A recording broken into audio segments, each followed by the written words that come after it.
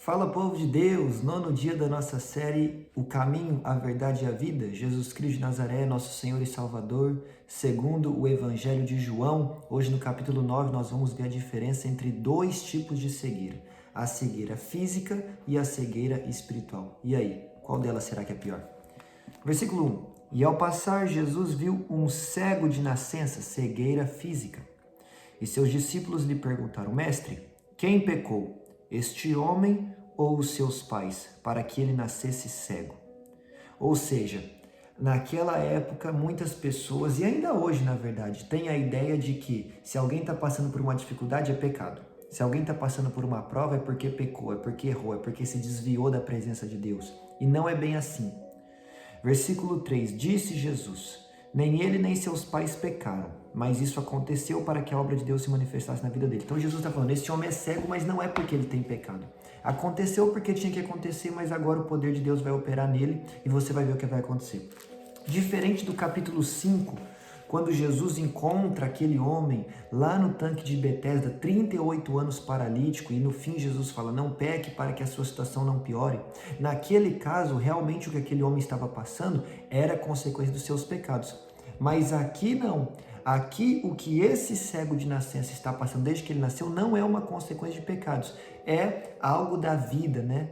É algo que aconteceu, como Jesus falou, para que a glória de Deus se manifeste na vida dele. Então entenda que existem lutas, existem provações, existem circunstâncias que nós passamos culpa do nosso pecado, consequência dos nossos erros, e nós precisamos nos arrepender e vamos ter que encarar as consequências, tá? Mas existem coisas que não têm a ver com o pecado, tá bom? Então não é porque você está passando por uma prova que você está em pecado. Por exemplo, Jó. Jó passou por situações terríveis. Ele estava em pecado? Não.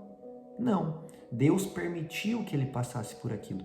Jonas, por outro lado, passou por uma prova. Por quê? Porque pecou, fugiu da vontade de Deus, desobedeceu a ordem do Senhor. Então existem Jonas e existem Jós, tá bem? Nós precisamos ter a sabedoria, a espiritualidade, o discernimento de espírito para entender se a prova que eu estou passando ou que alguém está passando é como Jonas ou é como Jó, tá bem?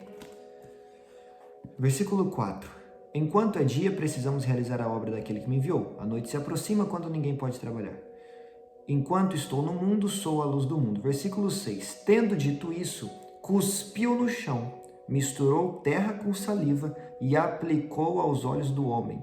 E então lhe disse, vá lavar-se no tanque de Siloé, que significa o enviado. O homem foi, lavou-se e voltou vendo. Então Jesus cuspiu no chão, pegou aquele lodo, né, que misturou cuspe com terra e passou nos olhos do homem e falou, vá lavar os seus olhos. O homem foi até o tanque de Siloé, provavelmente guiado por alguém, e quando ele lava os seus olhos, ele pela primeira vez na sua vida enxerga, pois era cego de nascença.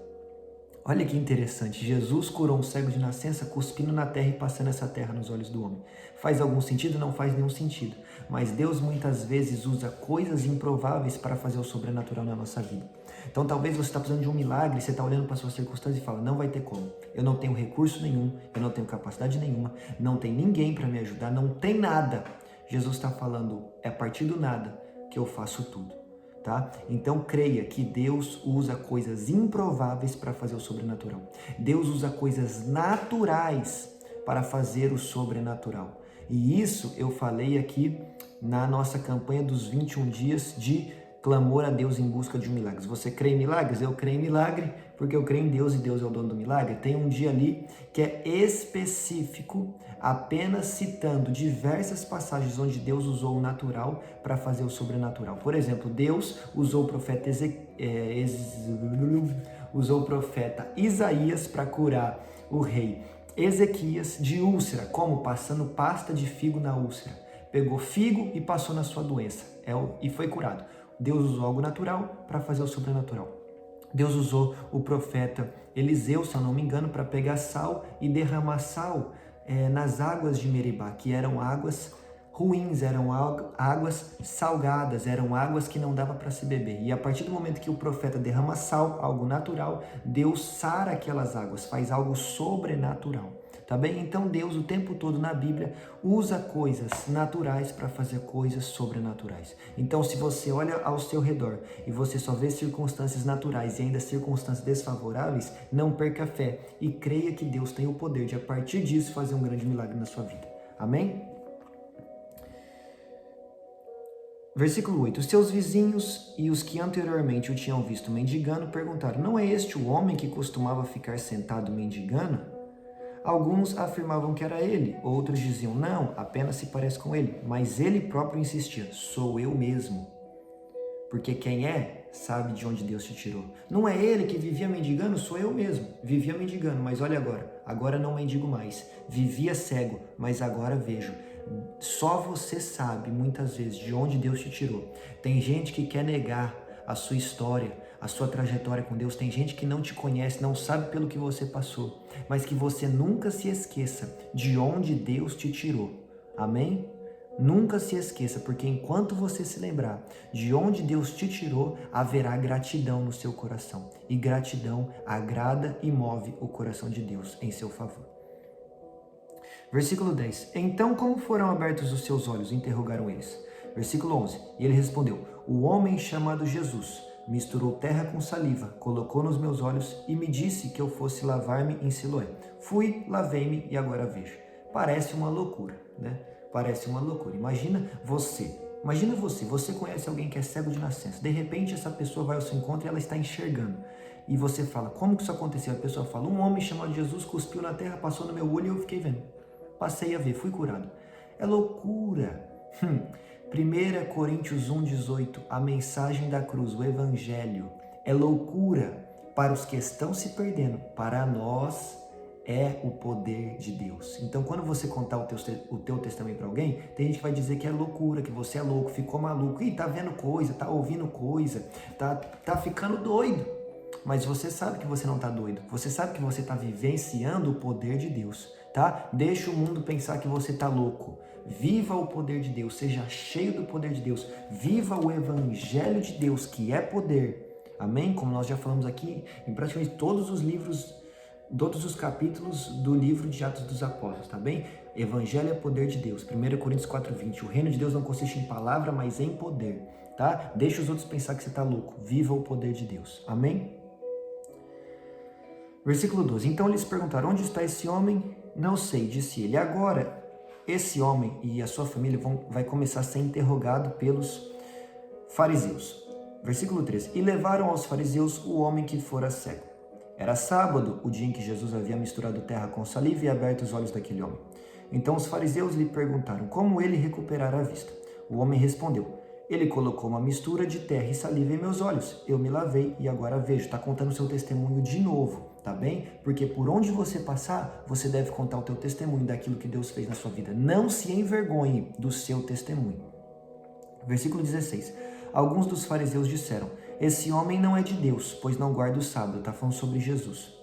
Mas outros perguntavam: como pode um pecador fazer tais sinais milagrosos? Ou seja, um grupo está falando: esse homem é pecador, não é de Deus, não guarda o sábado. Outros estão falando: se ele fosse pecador, como é que ele está fazendo tantos sinais? Ele está curando todo mundo, ele está expulsando demônio, ele está pregando o evangelho.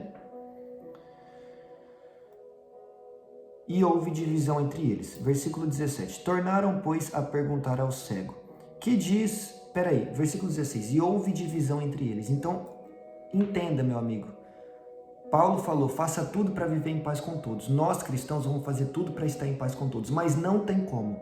Vai ter momentos que por causa do nome de Jesus vai haver divisão, vai haver briga, vai haver conflito, vai haver embate de ideias, tá bem? Não tem como. Uma hora, por causa do nome de Jesus, você vai se ver num conflito, num embate de ideias, de opiniões, de fé. Tá? Porque andar com Cristo é andar na contramão do mundo. Não tem como. Se você quer ser um verdadeiro cristão, tem hora que vai haver embate, tá bom? Não fuja disso, não negue o nome de Cristo. Abandone tudo por causa de Cristo, mas não abandone Cristo por causa de nada.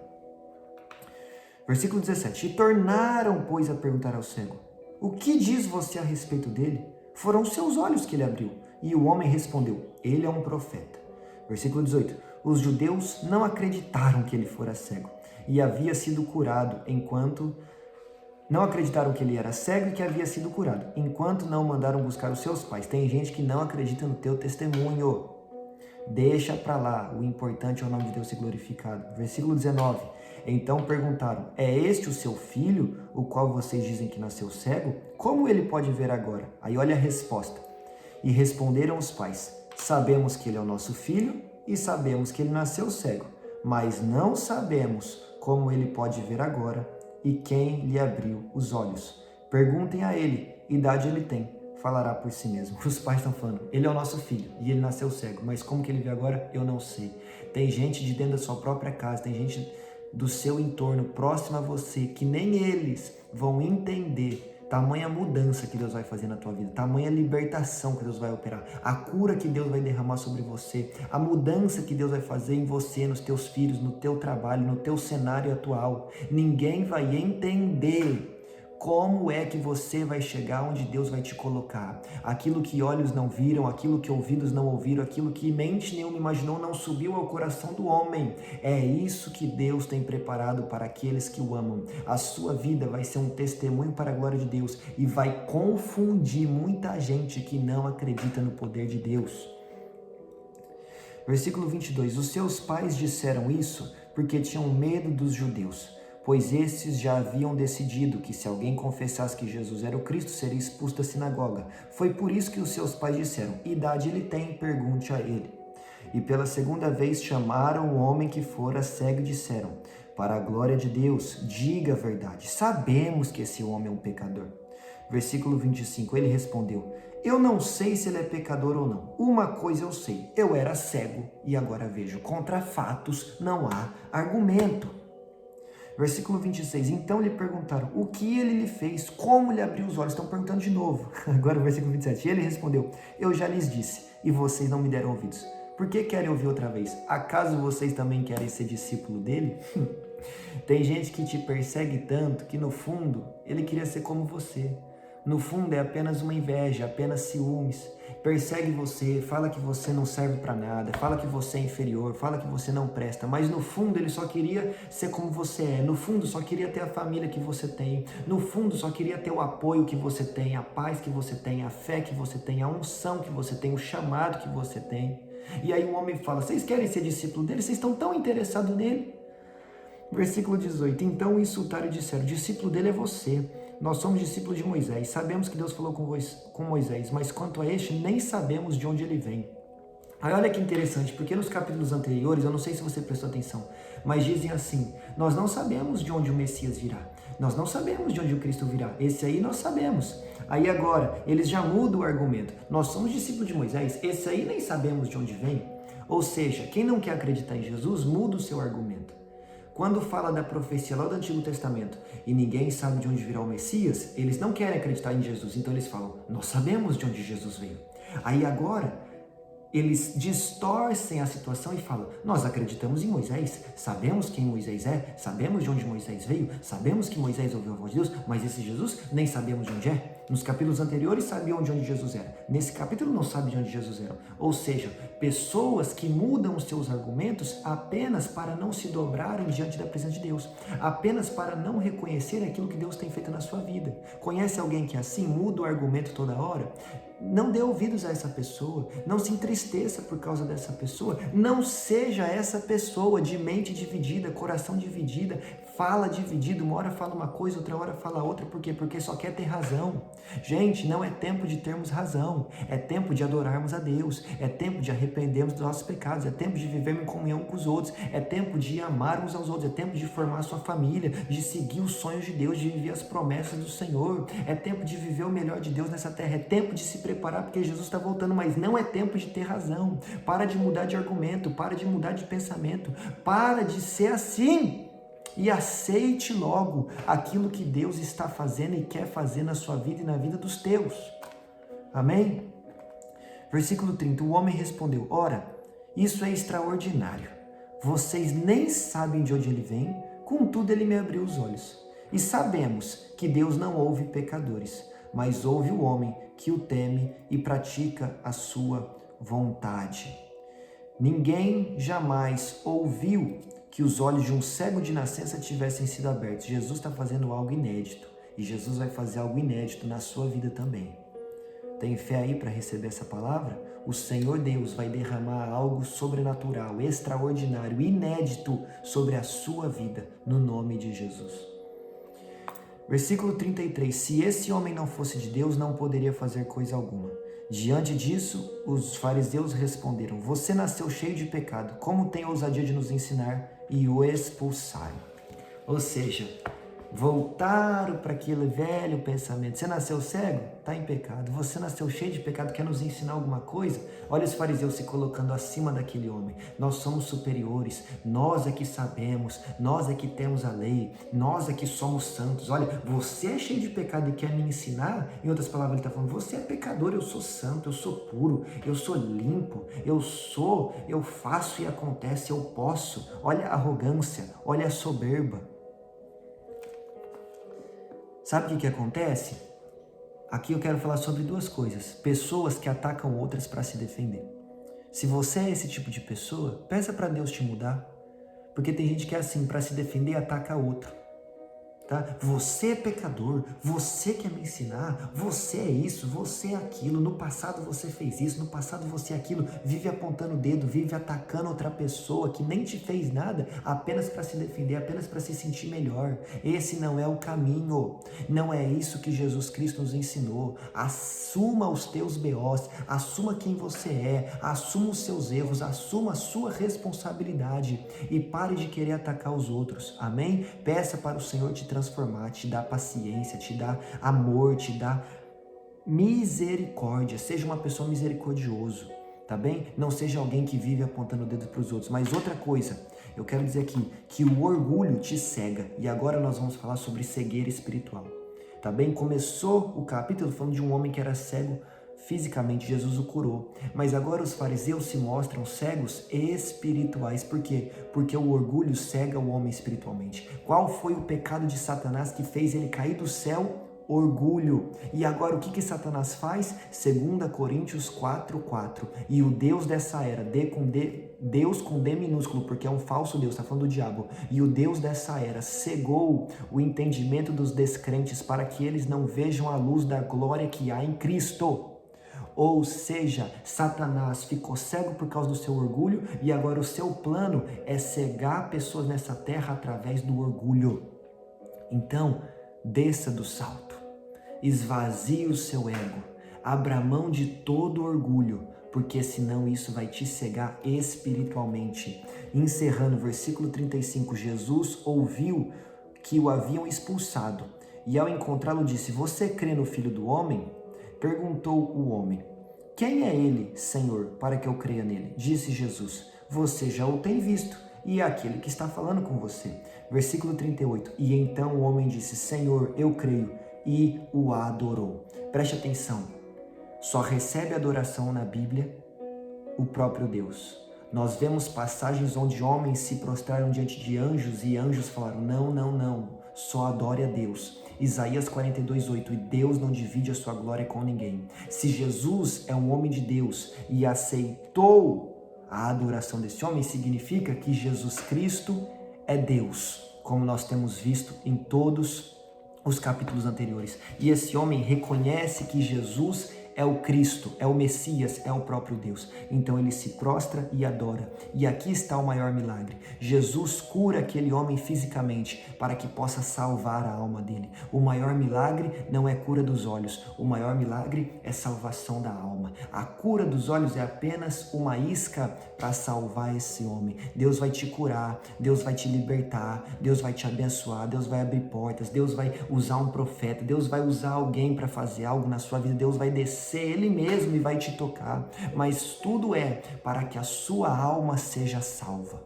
Amém? Esse é o maior milagre do Evangelho, salvação de almas. Versículo 39, e disse Jesus: eu vim a este mundo para julgamento, a fim de que os cegos vejam e que os que veem se tornem cegos. E alguns fariseus que estavam com ele ouviram-no dizer isso e perguntaram: acaso nós também somos cegos? Disse Jesus: se vocês fossem cegos, não seriam culpados de pecado. Mas agora que dizem que pode ver, a culpa de vocês permanece. Jesus está falando: vocês não são cegos físicos, mas vocês são cegos espirituais.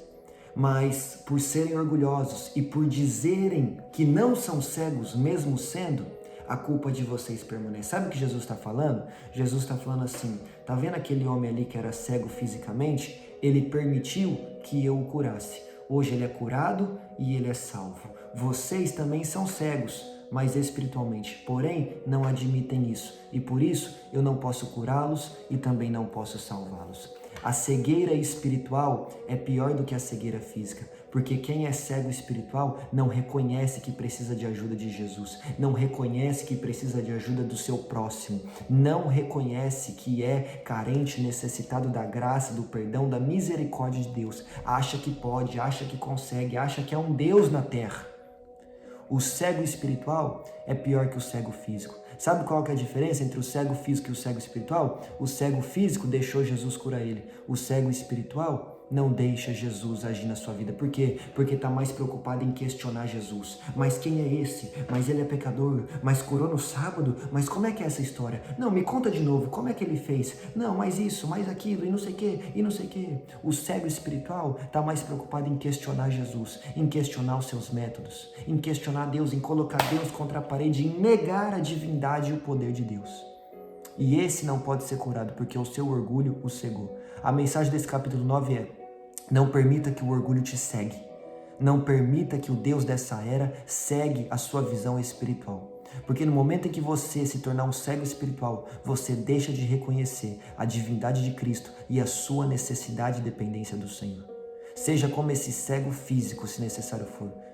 Entenda que você precisa de um milagre, que você precisa de uma cura, que você, acima de tudo, precisa da presença de Deus. E permita que Ele toque nos seus olhos e abra a sua visão. Nós precisamos do Senhor Jesus e nós nascemos para adorá-lo. Esse é o maior milagre, adorar a Deus. É isto que é o nosso chamado, é para isso que nós nascemos. Isaías 43:7. E todo o que é chamado pelo meu nome, a quem criei para a minha glória, a quem formei e fiz, diz o Senhor. A quem criei para a minha glória. Nós fomos criados para glorificar e adorar o nome de Deus. Amém? Então permita que Deus te toque. E então se prostre e adore. Reconheça quem você é. Reconheça quem Ele é. E não permita que o Deus dessa era cegue os seus olhos. Amém? Que Deus te abençoe e eu te espero aqui amanhã no capítulo 10.